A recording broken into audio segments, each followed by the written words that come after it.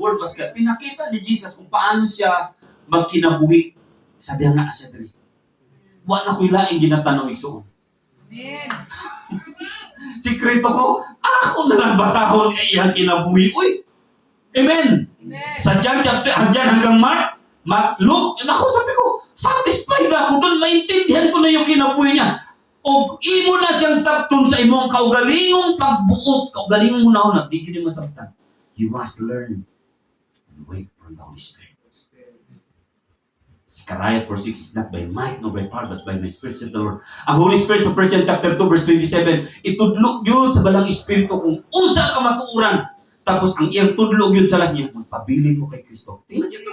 1 John chapter 2, verse 27, ang tudlo sa balang Espiritu. Bantayan niyo ha.